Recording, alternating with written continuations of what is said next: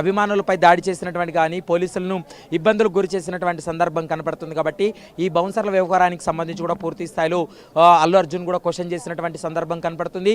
మరోవైపు ఇప్పటి వరకు దాదాపు 2 గంటలుగా విచారణ చేసిన తర్వాత అతను స్టేట్మెంట్ రికార్డ్ చేశారు. మొత్తం సంధ్యా థియేటర్ తొక్కిసలాట ఘటనలో 18 మంది పైన 18 మెంబర్స్ పైన కేసు నమోదు చేయడం జరిగింది. 11వ నిందితుడిగా అల్లు అర్జున్ ఉన్నాడు. అల్లు అర్జున్ యొక్క స్టేట్మెంట్ను కూడా న్యాయస్థానం ముందు పెట్టాల్సి ఉంటుంది. ఎందుకంటే అతను చెప్పినటువంటి అంశాలు ఏంటి అనేటువంటి వాటన్నిటినీ కూడా పూర్తి స్థాయిలో స్టేట్మెంట్ రికార్డ్ చేసి న్యాయస్థానానికి కూడా అందజేయాల్సినటువంటి అవసరం ఉంటుంది.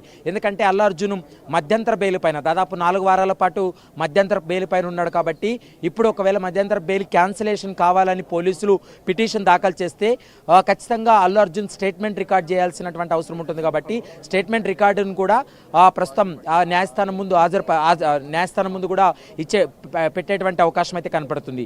మరోవైపు కొంత కోర్టు ఇచ్చినటువంటి కోర్టు ఆదేశాలను ఉల్లంఘించారనేటువంటి అంశాన్ని పోలీసులు చెప్తున్నారు.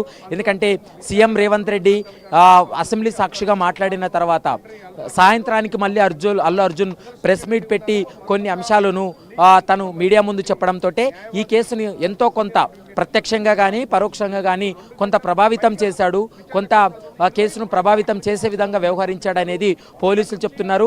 ఇది కోర్టు యొక్క ఆదేశాలను ఉల్లంఘించినట్లవుతుంది. కాబట్టి ఈ అంశాలను కూడా కోర్టు దృష్టికి తీసుకెళ్తాం. మరోవైపు ఇప్పటి వరకు జరిగినటువంటి ఇన్వెస్టిగేషన్లో సేకరించినటువంటి ఆధారాలు ఏవైతే ఉన్నాయో ఆ ఆధారాలన్నీ కూడా కోర్టుకు సబ్మిట్ చేస్తాం. ప్రస్తుతం ఈ కేసు అంతా కూడా కోర్టు పరిధిలో ఉంది. కాబట్టి ఈ అంశాలను బయటికి వెల్లడించమంటూ కూడా పోలీసులు అయితే స్పష్టంగా చెప్తున్నారు. ఎందుకంటే అల్లు అర్జున్ను క్వశ్చన్స్ అడిగింది సమాచారం ఉన్నప్పటికీ కూడా అల్లు అర్జున్ ఏం స్టేట్మెంట్ ఇచ్చాడు, ఏం చెప్పాడు అనేది అది బయటకు రాకుండా పోలీసులు కొంత జాగ్రత్త పడుతున్నారు. దాన్ని అల్లు అర్జున్ స్టేట్మెంట్ నేరుగా న్యాయస్థానం ముందే ప్రొడ్యూస్ చేసేటువంటి అవకాశం ఉంటుంది, న్యాయస్థానానికి దాఖలు చేసేటువంటి అవకాశం ఉంటుంది. కాబట్టి న్యాయస్థానంలోనే అల్లు అర్జున్ వీళ్ళు అడిగినటువంటి ప్రశ్నలకు ఏం సమాధానం చెప్పాడనేది ఒక క్లారిటీ వచ్చేటువంటి అవకాశం అయితే కనపడుతుంది.